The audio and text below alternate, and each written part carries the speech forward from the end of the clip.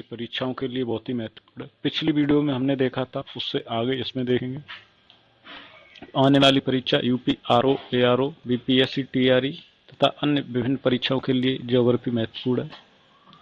देखते हैं ये सूची टू टू टू सूची 1 में एक ब्लू फ्लैग प्रमाणन प्राप्त कुछ तट दिए गए और ये इनकी अवस्थिति दी हुई है। पहला है घोगला। घोगला कहाँ पे? ये द्वीप में है। कहाँ पे? जो द्वीप है वहां पर है।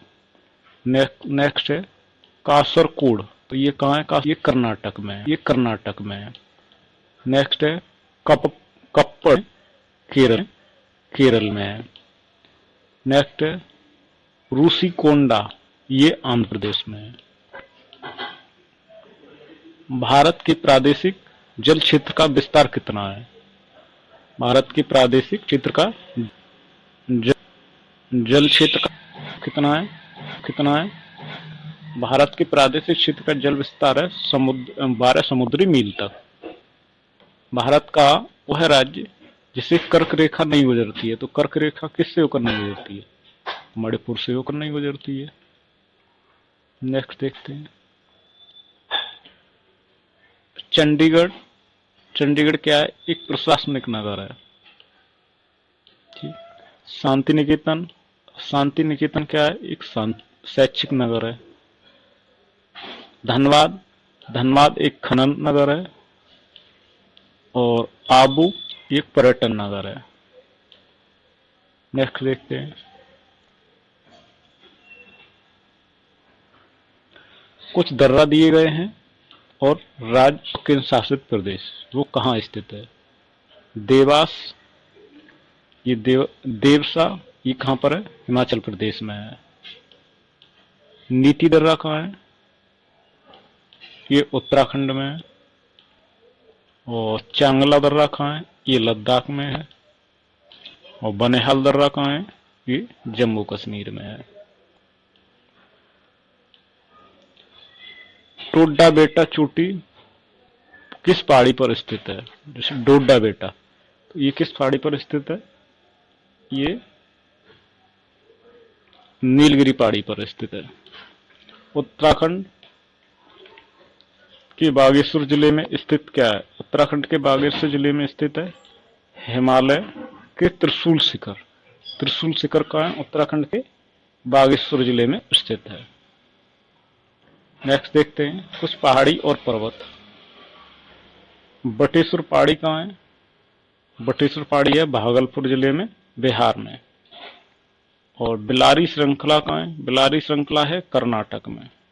कहाँ पर है? कर्नाटक में। और चिन श्रृंखला कहाँ है? ये मणिपुर में है। गोसी पहाड़ी कहाँ है? ये महेंद्रगढ़ में, हरियाणा में है।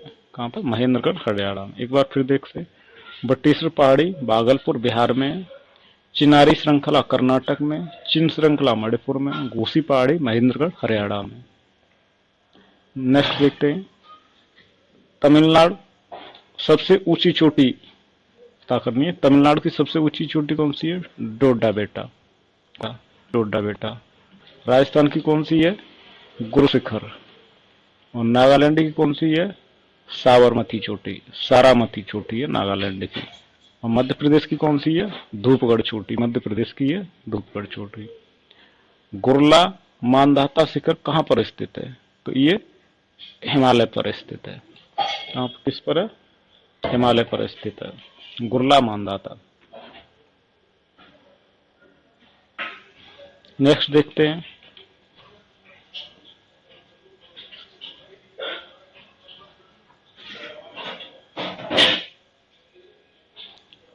भारत का सबसे दक्षिणी पहाड़ी श्रृंखला कौन सी है? तो ये है भारत की सबसे दक्षिणी पहाड़ी श्रृंखला कार्डमम इलायची की पहाड़ी।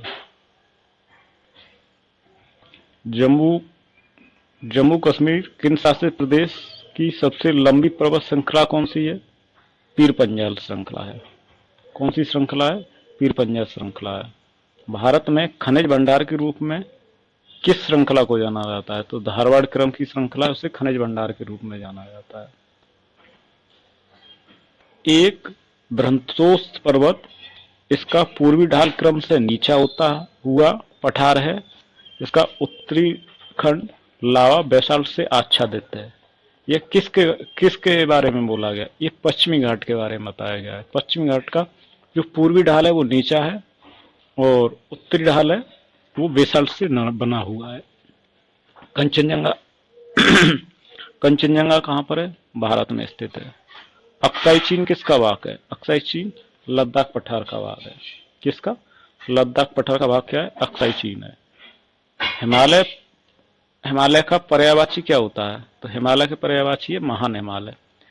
पीर पंजाल श्रेणी किस में पाई जाती है? तो पीर पंजाल श्रेणी है जम्मू कश्मीर में। किसमें है? जम्मू कश्मीर में।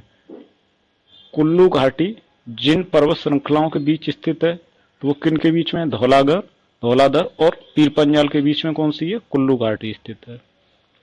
नेक्स्ट है उत्तर प्रदेशी हिमाचल का सर्वोच्च शिखर क्या है? तो इसका है नंदा देवी। वे पहाड़ियां जो पूर्वी घाट व पश्चिमी घाट के मिलन बिंदु पर स्थित है उन कौन सी पहाड़ियां? वो नीलगिरी की पहाड़ियां जो पूर्वी घाट और पश्चिमी घाट के मिलन बिंदु पर स्थित है। नेक्स्ट देखते हैं कार्डेमम पहाड़ियां, इनको इलायची की पहाड़ियां भी बोला जाता है। इनकी सीमा स्थित है वो केरल और तमिलनाडु की सीमा पर ये स्थित है। भारतीय प्रायद्वीप की सबसे ऊंची चोटी कौन सी है? तो प्रायद्वीप की सबसे ऊंची चोटी है अन्नामुडी चोटी। नंगा पर्वत स्थित है तो नंगा पर्वत कहाँ है? जम्मू कश्मीर में है। नेक्स्ट देखते हैं कुल्लू घाटी जिन पर्वत श्रेणियों के बीच है वो किसके बीच में? धौलाधर और पीर पंजाल। उत्तर प्रदेशी हिमालय का सर्वोच्च शिखर कौन सा है? नंदा देवी है। वे पहाड़ियां जो पूर्वी घाट और पश्चिमी घाट के मिलन बिंदु पर स्थित हैं वो कौन सी है? नीलगिरी की पहाड़ी। ठीक। कार्डेमम पहाड़ियां की सीमा कहाँ है? तो केरल और तमिलनाडु में। और प्रायद्वीप भारत की सबसे ऊंची चोटी कौन सी है? तो अन्नामुडी है। नंगा पर्वत ये जम्मू कश्मीर में है। नेक्स्ट आगे देखते हैं लव हिमकाल माना जाता है। क्या लव हिमकाल किस टाइम को मना था? 1650 से 1870 को मना था। अंडमान निकोबार द्वीप समूह में सबसे अधिक ऊंचाई वाली चोटी कौन सी है? तो ये है सैंडल पीक। कौन सी है? Sandal peak. कुल्लू घाटी पर्वत श्रेणियों के बीच अवस्थित है तो कुल्लू घाटी किसके? धौलाधर और पीर पंजाल के बीच स्थित है। सबसे नवीन पर्वत श्रेणी कौन सी है? तो सबसे नवीन पर्वत श्रेणी है शिवालिक श्रेणी, सबसे नवीन पर्वत श्रेणी है। धौलाधर पीर पंजाल की महत्वपूर्ण श्रेणियां अवस्थित हैं कौन सी? लव हिमालय में स्थित हैं धौलाधर और पीर पंजाल। नर्मदा तथा ताप्ती नदियां किसके बीच स्थित हैं? तो नर्मदा और ताप्ती नदियां मध्य स्थित हैं किसके? सतपुड़ा पहाड़ी के मध्य में स्थित है नर्मदा और ताप्ती।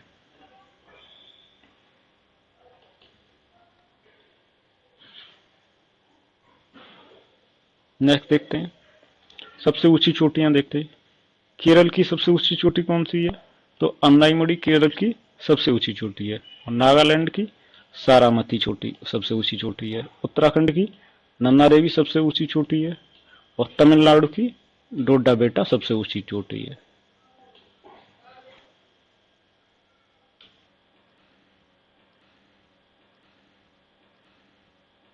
अब कुछ चोटियां देखते हैं इनकी अवस्थिति। नाकरेक ये कहां पर है? मेघालय में। कहां पर? ये मेघालय में। और अगस्त्यमलाई ये केरल में है। नंदा देवी कहाँ है? ये उत्तराखंड में है। और देवांग ये अरुणाचल प्रदेश में है। कहाँ पर? मैकाल रेंज कहाँ पर है? तो मैकाल रेंज है छत्तीसगढ़ में। कहाँ पर है? छत्तीसगढ़ में।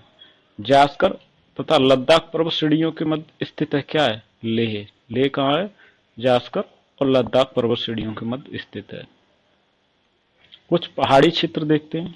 दंडकारण्य अवस्थित है तो ये कहाँ है? दंडकारण्य छत्तीसगढ़ और उड़ीसा में। और मेघालय का पठार कहाँ है? प्रायद्वीपीय जो खंड है उसमें। मैदानी क्षेत्र देखते हैं। राजस्थान मरुस्थल अथवा थार मरुस्थल का विस्तार किस युग का है? तो ये प्लेस्टोसीन अथवा अभिनव जमाम का विस्तार है। उत्तर भारत में उप हिमालय क्षेत्र के सहारे फैले समतल मैदान को क्या कहा जाता है? तो इसको बोला जाता है भावर। क्या बोला जाता है? भावर। उत्तर भारत में उप हिमालय क्षेत्र के सहारे फैले क्षेत्र को समतल मैदान को क्या कहा जाता है? भावर बोला जाता है। अब सिंधु बेसिन से संबंधित प्रश्न है, पंचनद में कौन सम्मिलित नहीं है? तो सिंधु नदी जो पंचनद में शामिल नहीं है। सिंधु नदी का उद्गम कहां से हुआ है? तो ये कैलाश श्रृंखला से इसका उद्गम हुआ है। किससे? कैलाश श्रृंखला। वह नदी जो हिमालय के तीनों श्रेणियों को आर पार काटती है, वो है सतलज। तो हिमालय की तीन श्रेणियों को काटती है। दूधगंगा नदी अवस्थित है, वो कहां पर है? तो जम्मू कश्मीर में दूधगंगा नदी है। कृष्णगंगा की एक सहायक नदी है, तो कौन सी? झेलम नदी क्या है? कृष्णगंगा की सहायक नदी है। सोन नदी का विस्तार वास्तविक स्रोत क्या है? तो शहडोल जिला अमरकंटक, ये सोन नदी का वास्तविक स्रोत है। हिमालय की सभी श्रेणियों को काटने वाली नदी का क्या नाम है? सतलज नदी है।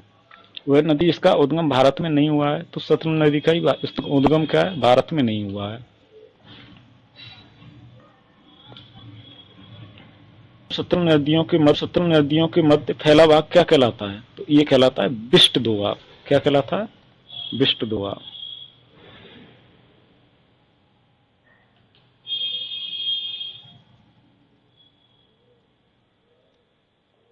अब ब्रह्मपुत्र बेसिन से संबंधित प्रश्न देखते हैं। वह नदी जिसमें माजुली नदी द्वीप स्थित है, तो माजुली नदी द्वीप किसमें? ब्रह्मपुत्र में स्थित है। वह नदी पहले गंगा की सहायक नदी थी, वर्तमान में ब्रह्मपुत्र की है सहायक नदी है, तो है तिस्ता नदी। हिमालय की नदियों का प्रमुख गुण क्या है? नदी अपहरण। वह नदी जिसके स्रोत बिंदु लगभग एक ही है, तो ब्रह्मपुत्र और सिंधु के स्रोत बिंदु लगभग एक ही है। गंगा बेसिन देखते हैं। गंगा नदी गंगा नदी बेसिन का हिस्सा नहीं है, तो जोक नदी इसका हिस्सा नहीं है। फरक्का के बाद गंगा नदी की प्रमुख धारा का नाम जाना जाता है, किस नाम से जाना जाता है? पद्मा नाम से जाना जाता है। वह स्थान जहाँ पर भागीरथी और अलकनंदा नदियां मिलती हैं, तो ये देवप्रयाग में मिलती हैं, उत्तराखंड के देवप्रयाग में। अध्यारोपित नदी का उदाहरण क्या है? तो चंबल नदी क्या है? अध्यारोपित नदी का उदाहरण है। बेतवा नदी मिलती है, ये यमुना में मिलती है। वह नदी जिसके तट पर बद्रीनाथ का प्रसिद्ध मंदिर स्थित है, तो अलकनंदा नदी के तट पर स्थित है। और गंगा नदी उदाहरण किसका है? ये पूर्ववर्ती अपवाह तंत्र का उदाहरण है। वह नदी जो अपने मार्ग में परिवर्तन के लिए कुख्यात है, तो कौन सी?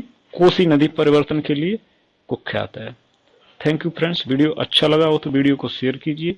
अभी तक चैनल को सब्सक्राइब नहीं किया है तो चैनल को सब्सक्राइब